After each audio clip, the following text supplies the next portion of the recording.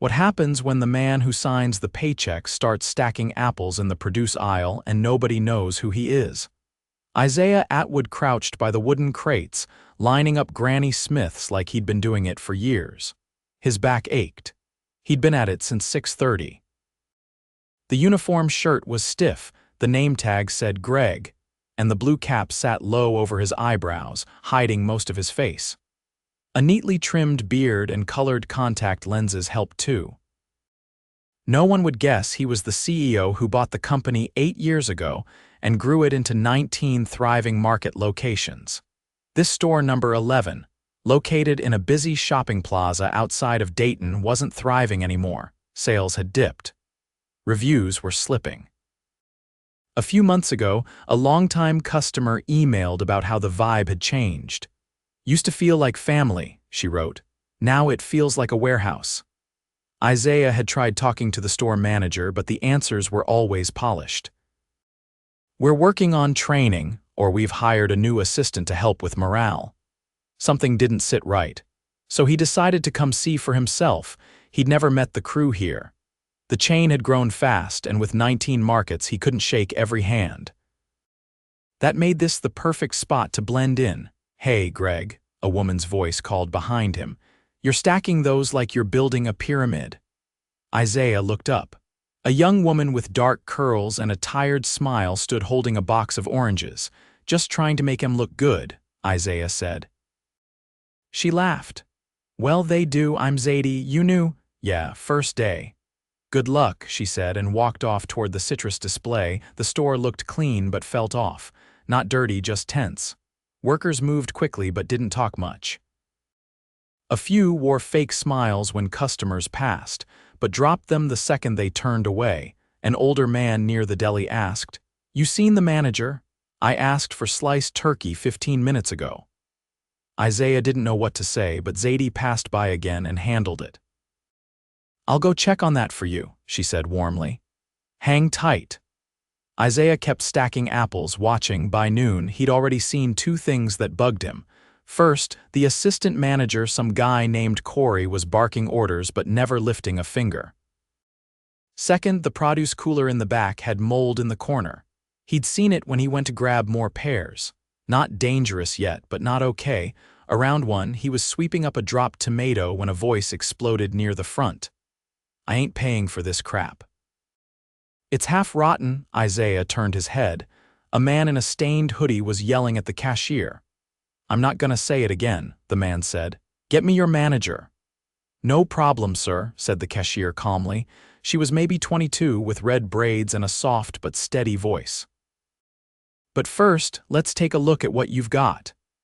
Isaiah dropped the broom and walked closer. He wasn't the only one. A few customers paused. The man had slammed 2 bags of grapes and a loaf of bread on the counter. "They look fine to me," the cashier said after checking. "But if you're not happy, I can offer an exchange or a refund." The man leaned in. "You think I'm playing with you? I've had a long day and I don't need your attitude." Isaiah watched closely. The girl didn't back down. "My name's Zahara," she said evenly, "and I'm just doing my job." "I'm happy to help, but not if you're yelling. Please lower your voice." The man opened his mouth to shout again, but then Corey stomped over. "What's the issue?" Corey snapped. The man pointed.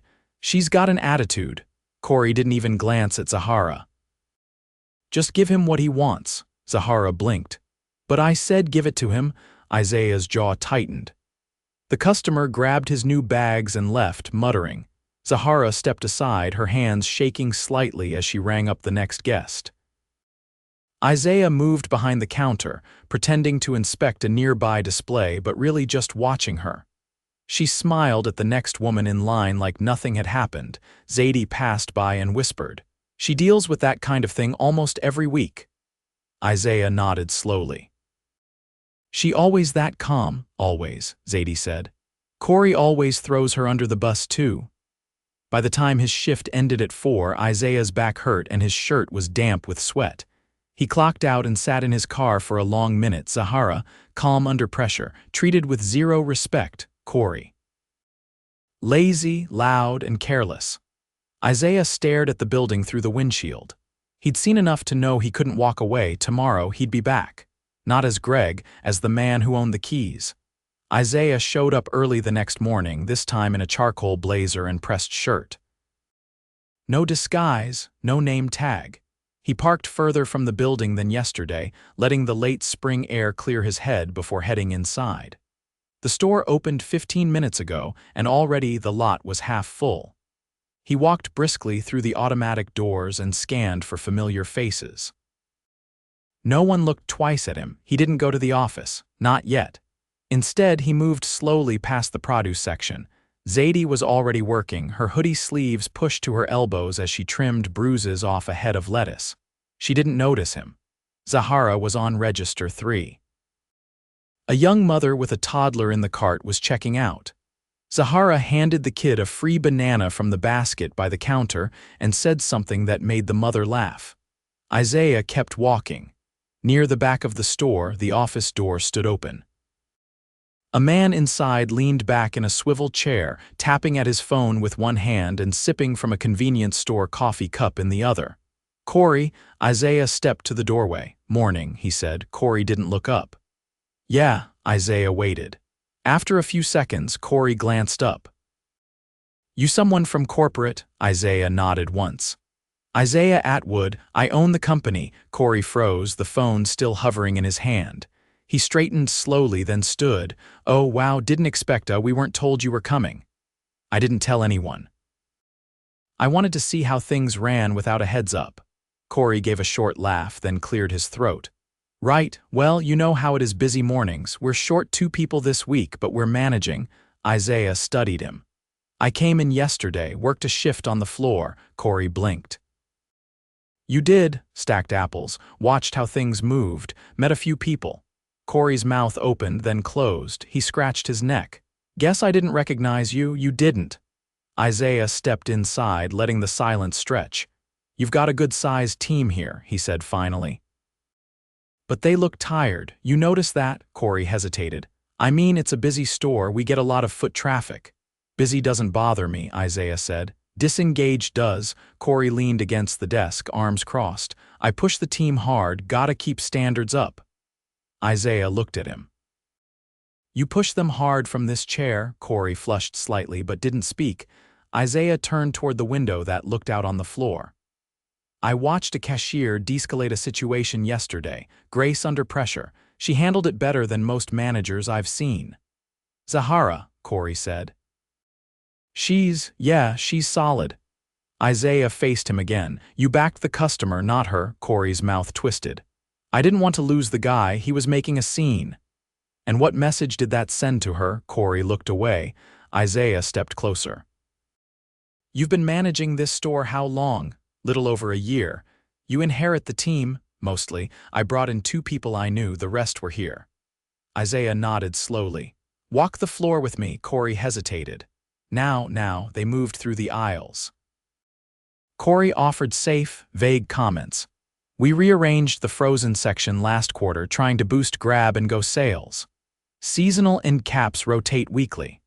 Isaiah let him talk. Near the bakery, an older employee was unloading trays of muffins. Her wrist had a brace on it and she worked slowly, using her elbow to nudge the cart forward. Isaiah stopped. "Who's that?" "Dolores, been here forever. Takes her time, but she shows up." "How's her performance?" Corey shrugged. "She's not fast.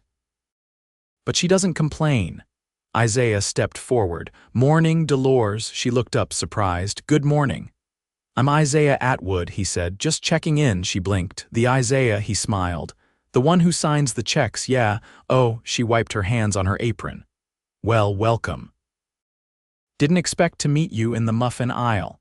How's the wrist?" "Arthritis. Gets worse in the cold. You ever ask for lighter duties?" She hesitated. "I did, once. Was told we needed consistency in bakery." Isaiah glanced at Corey. "Who told you that?" Dolores looked uncomfortable. "Doesn't matter, I manage." Isaiah rested a hand lightly on the cart. "You've been here a long time." "Since the 3rd month this store opened." "That matters to me." Dolores nodded, lips pressed together. "Appreciate that." They moved on. Isaiah didn't speak again until they reached the walk-in cooler. He opened the door, stepped inside, and pointed without a word. The mold in the corner had spread. "Why hasn't this been cleaned?" he asked. Corey looked at it like he hadn't seen it before. "We've been short-staffed. Maintenance is scheduled monthly. This has been here longer than a month. You don't walk your own store." I've been focusing on the front end lately." Isaiah stepped back out. "That's your answer?" "No, I mean I'll get it scrubbed today." "You'll get it scrubbed right now," Isaiah said. "And then we're going to the break room." Corey didn't argue. The break room held 3 folding chairs, a dented vending machine, and a bulletin board with faded flyers. Zadie was in the corner, eating from a plastic container. She looked up when they entered. Isaiah nodded to her.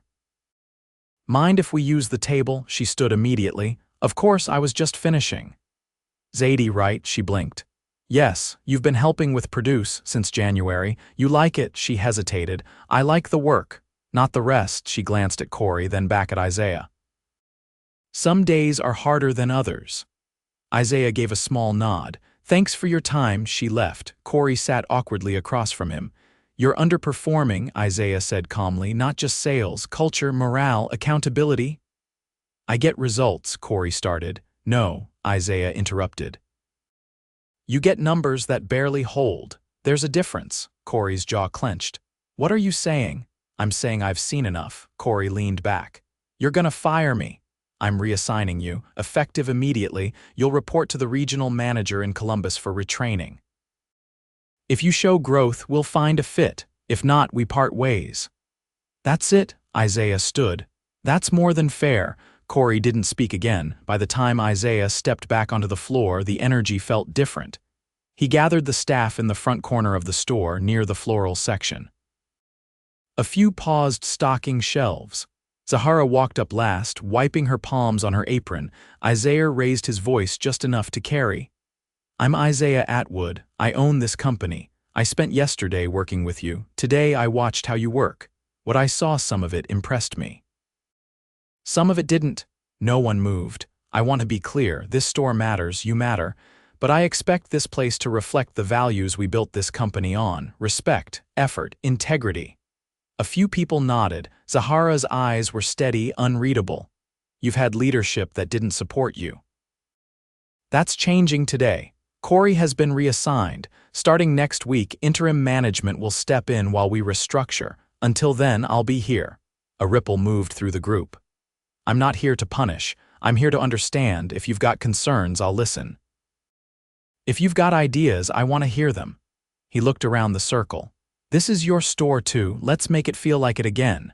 He stepped back. The employees drifted away slowly, whispering to one another, unsure but curious. Zahara approached quietly. "You really worked a shift yesterday." "I did." "You think one day tells you everything?" Isaiah smiled slightly. "No, but it told me enough to know who I should be talking to." She met his eyes, then gave a single nod.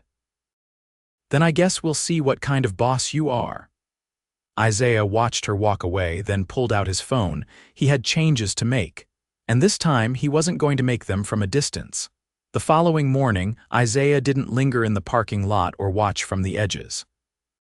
He walked straight into the store, nodded at the employees stationed by the carts, and headed toward the back where the storage hallway opened into the manager's office. A clipboard rested on the desk, half filled with outdated schedules. Beside it sat a stack of unopened vendor invoices, some dated 3 weeks back. He tapped the intercom. "All staff, 5-minute floor meet-up at the break area. Now." He waited. No one rushed. They arrived in 2s and 3s, some holding half-eaten sandwiches, others with pens still behind their ears. A few leaned quietly against the walls, watching him. Still no official manager in sight. Corey's departure had left a gap. Isaiah had asked Regional to send someone by Friday, but that was still 2 days away. "Thanks for coming," he said once everyone had gathered. "We've got a lot to fix, and I won't pretend we can do it all today. But we're starting." He reached into his coat and pulled out a folded chart, handwritten, not printed. "This is the new task rotation for the next 4 days. No one's stuck in the same section all day. We rotate every 3 hours. That includes checkout. If you're trained for it, you'll take a turn. If you're not, we'll get you cross-trained. There was a pause, then a voice from near the door. What about coverage? It was a tall man who hadn't spoken much the past day. If we're moving around, won't we fall behind? Isaiah nodded. That's where the second change comes in. We're shifting the floor lead role. Each day, someone different takes it. Not permanent, not a promotion. Just a chance to lead a shift and keep things coordinated. You'll get support from me and from regional once they arrive. Zadie crossed her arms. And who picks the leads? I do, Isaiah said. For now. A few glances passed through the group. No one argued. They looked tired but no longer indifferent. You'll get your assignments after this. Give it a shot. If it falls apart, we adjust. They dispersed slowly, some heading back to their departments, others lingering. Zahara stayed behind, tying her apron tighter at the waist. Can I ask something? She said once the room had cleared. Of course. This lead thing, is that like a test? Isaiah leaned against the table. It's a spotlight, to see who steps up when the floor needs direction. She considered that. You already picked today's. I did. She raised her eyebrows slightly. It's you. Zahara blinked, then looked toward the door. Why me? You don't hesitate when things go sideways. You do the job right even when no one's watching. That's not leadership, that's just survival. Sometimes they're the same thing, Isaiah said. She didn't respond right away. What if I screw it up? Then we figure out why. And go again. She nodded once, then turned and walked out. Isaiah spent the next hour shadowing the receiving area. The back dock was cluttered with empty pallets stacked haphazardly and a clipboard tacked to the wall that hadn't been updated in at least a week. He found Dolores near the bread racks, her wrist wrapped tighter than before. You've got anyone helping unload today? He asked. She wiped her forehead with her sleeve. Supposed to be Jamal, but he called out. Again. Does he do that often? She gave a short nod. 3 times in the last 2 weeks. Isaiah made a note. You working the dock alone today, unless they pull someone from grocery. He looked at the bread rack. Not ideal. No, she said. It isn't. He stepped back toward the office and radioed Zahara. You got a minute? Yeah. Near frozen. Meet me out back. When she arrived, he gestured at the dock. This area's falling behind. Any chance you can pull someone from General to help cover the next delivery? She glanced at the clipboard. Groceries light too. But if I shift Margot from dry goods after her restock, she could do an hour here. Make that call. She nodded and headed off. Isaiah watched her go, then turned toward the vendor door. The next delivery was due in 20 minutes. He rolled up his sleeves and began clearing the last of the empty crates himself. By midday, the rotation had started to show its stress points. 2 employees forgot to switch stations, leading to a brief backlog at checkout. Isaiah found Zahara near the dairy case, checking labels. Front's 2 lanes short. She didn't blink. On it. She pulled her radio and redirected a floor stalker immediately. Isaiah stepped aside as she passed, watching her walk with purpose, shoulders square. Later that afternoon, he stopped by the break room to check the feedback board he'd posted that morning. A few sticky notes had appeared. Need more gloves near produce. Card scanner at register 4 keeps freezing. Lunch breaks running late. He jotted the issues into his notebook. Small things, but they meant people were speaking up. At 4:30, he met with Zadie near the back coolers. She was logging discarded items from the morning's rotation.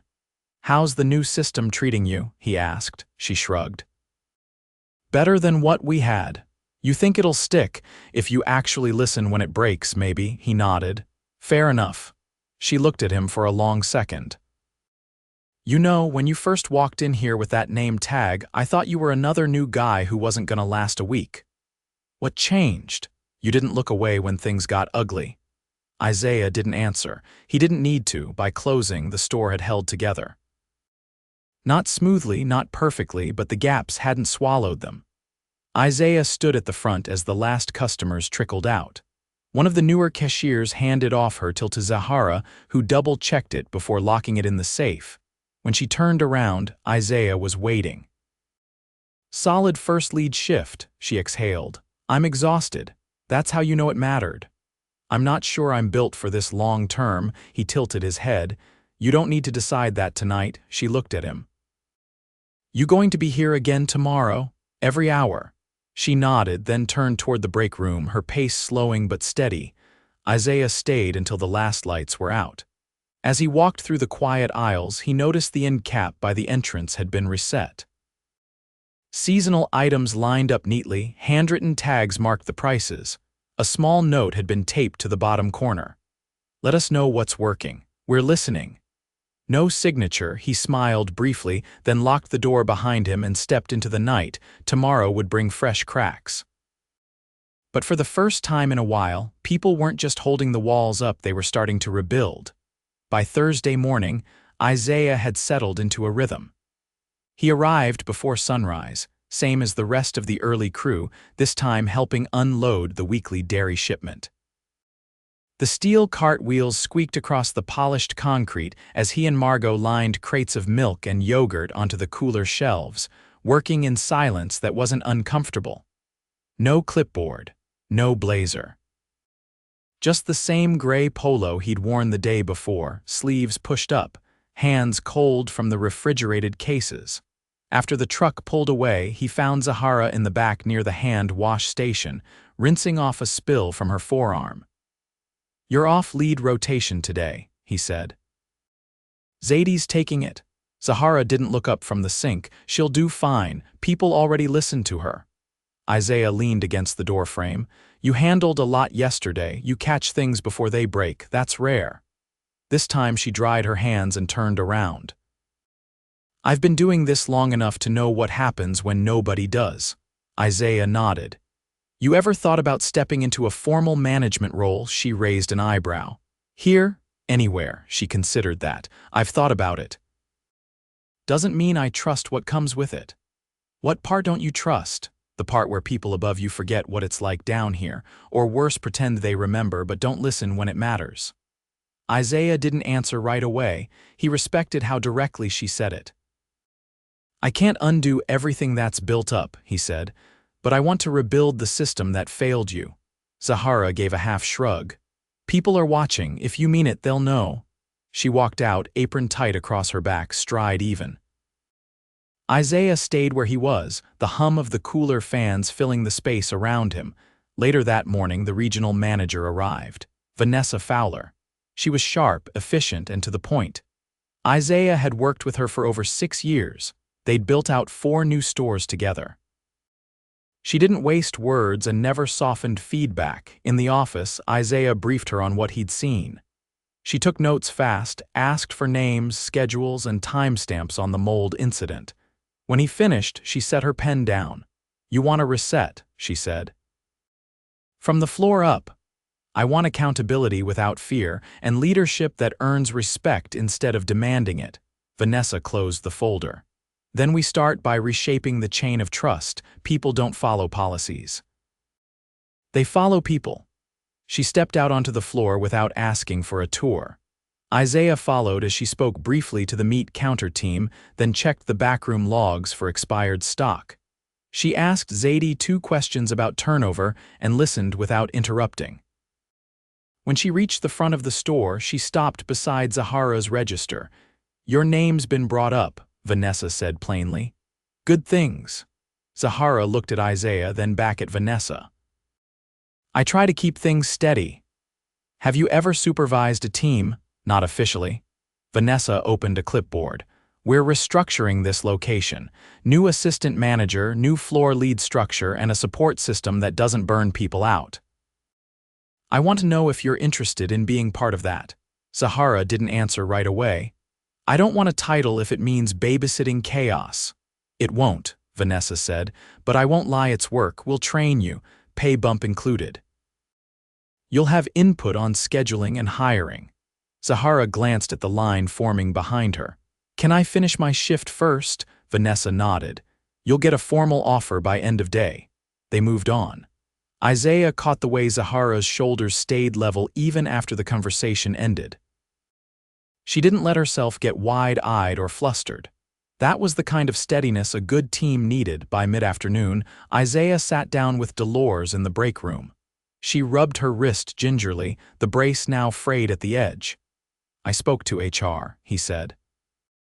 "Your request for lighter duty should have been approved months ago." Dolores raised her eyebrows. So starting Monday, you're moving to front of store stocking. Lighter loads, shorter shifts, same pay. She looked at him across the table. "You doing this for show?" "I'm doing it because it's overdue." She leaned back. "I've seen a lot of managers come and go. You're the first one who asked me how my wrist was doing and meant it." Isaiah nodded. "You shouldn't have had to wait this long." She stood carefully. "Well, I appreciate it. I really do." After she left, Isaiah reviewed the staffing structure with Vanessa. Together, they identified the most overworked departments and reallocated shifts without cutting hours. They brought in a floater from another store to help with produce through the weekend, and scheduled a full maintenance sweep from the facilities team. By the time the sun started to dip, Isaiah stepped outside for the first time all day. The late afternoon light cast long bands across the parking lot. He stood near the edge of the sidewalk, watching the last wave of customers trickle out. Zadie exited a few minutes later, her hoodie tied around her waist, grocery bag in hand. "You're still here," she said. "Still listening." She glanced back at the building. "People are talking, not nervous talk, curious talk.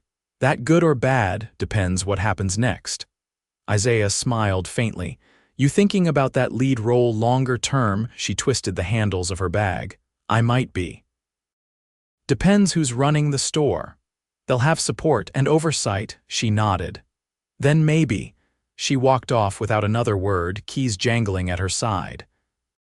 Inside, Isaiah met with Vanessa and the new interim manager, a quiet, focused woman named Rena who had transferred from a high-performing store in the same region. She had already shadowed half the departments and noted 2 process gaps in inventory tracking. Rena turned to Isaiah.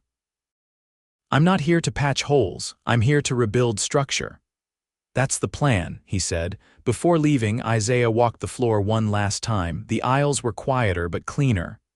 The end caps were still stocked. Staff no longer avoided his eye. He passed Margot near the freezer section. She gave a small wave without slowing her pace. At checkout, Zahara handed a receipt to a woman with 3 kids, then wrapped a bouquet of tulips and placed them gently in the cart. Isaiah paused by the exit. No big announcement, no confetti, just quiet dignity in motion. He stepped outside, the automatic doors closing behind him with a soft hiss. The company wasn't fixed, but this store was different now, not perfect, but awake, and so was he.